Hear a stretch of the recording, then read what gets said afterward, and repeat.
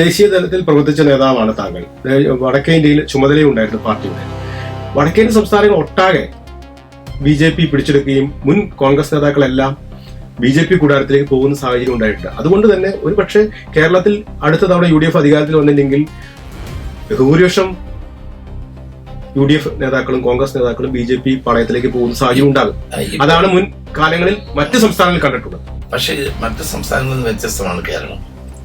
ഇവിടെ റിയലി പറഞ്ഞാൽ ഇപ്പം CPM ആളുകൾ BJPയിലേക്ക് അവരുടെ വോട്ടിംഗ് മാസ് പോലും കഴിഞ്ഞ തവണ ആലപ്പുഴ, ആറ്റിങ്ങൽ തുടങ്ങിയിട്ടുള്ള പാർലമെന്റ് മണ്ഡലങ്ങളിൽ വൻതോതിലാണ് അവരുടെ വോട്ട് പോയത്. അവരുടെ നേതാക്കൾ പൊയ്ക്കൊണ്ടിരിക്കുകയാണ്. ഞങ്ങളേതായാലും പോകാൻ പോകുന്നില്ല. പോകുന്നതിന്റെ കോൺഗ്രസ് തോറ്റാലും ഒരു നേതാവ് പോലും BJPയിൽ പോകില്ല, ഇൻക്ലൂഡിംഗ് യു. കോൺഗ്രസ് തോക്കുന്ന പ്രശ്നമില്ലല്ലോ. ഇത്തവണ ഞങ്ങളെ അങ്ങനെ തോറ്റാൽ രമേശ് ചെന്നിത്തല അടക്കം കോൺഗ്രസിൽ തന്നെ. ഞാൻ അവരുടെ ശരീരത്തെ അവസാന ശ്വാസം വരെ ഈ പതാക തന്നെയായിരിക്കും ഉണ്ടായിരിക്കും.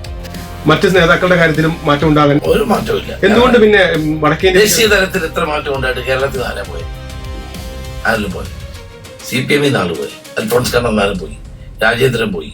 ഇപ്പൊ എത്ര പേരാ പൊക്കോണ്ടിരിക്കുന്നത്? ഞങ്ങളുടെ ഇവിടെ ആരും പോയില്ലോ BJPയിലോട്ട്. ഈ BJP ഫാക്ടർ എന്തെല്ലാം പറഞ്ഞാലും BJP കേരളത്തിൽ ഘട്ടം ഘട്ടമായി വളരുന്നുണ്ട്. ഇപ്പൊ കോർപ്പറേഷൻ ഭരണം പിടിച്ചു. BJPയുടെ വളർച്ച, BJPയുടെ വോട്ട് ഷെയർ വർദ്ധിക്കുന്നത് UDFനാണോ കോൺഗ്രസിനാണോ LDFനാണോ തിരിച്ചിട്ടുണ്ടോ? പണ്ട് ആളുകളുടെ ധാരണ UDF എന്നാണ്. ഇപ്പൊ അത് മാറി. ഒരു ഘട്ടം വരെ UDFിലെ കുറച്ച് വോട്ട് പോയിട്ടുണ്ട്. പക്ഷെ ഇപ്പൊ നേരെ തിരിച്ചാണ്. ഇപ്പൊ LDFന്റെ വോട്ടാണ്.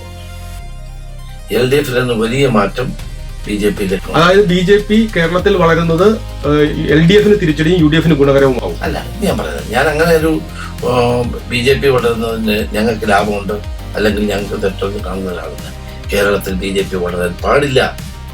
അത് CPM സ്വീകരിക്കുന്ന തെറ്റായ രാഷ്ട്രീയമാണ്. കാരണം അതാണ് ഈ BJPയെ വളർത്താൻ സഹായിക്കുന്നത്. കഴിഞ്ഞ നിയമസഭാ തെരഞ്ഞെടുപ്പിൽ 69 സീറ്റുകളിൽ BJPയും CPM തമ്മിൽ ധാരണയായി. ഈ അന്തർധാരണ ഇവിടെ നിലനിൽക്കുക. കാരണം മോഡിക്ക് ആവശ്യം എന്താ? കോൺഗ്രസ് മുക്ത ഭാരത്. കേരളത്തിൽ ഇപ്പൊ പിണറായി വിജയൻ അദ്ദേഹത്തിന് പ്രശ്നമായിട്ട് മോഡിക്ക്. അതേസമയം കോൺഗ്രസ് വന്നാൽ അദ്ദേഹത്തിന് പ്രശ്നമുണ്ട്. അതുകൊണ്ട് കോൺഗ്രസ് തോക്കണം. LDF വന്നാലും അദ്ദേഹത്തിന് പ്രശ്നമൊന്നുമില്ല.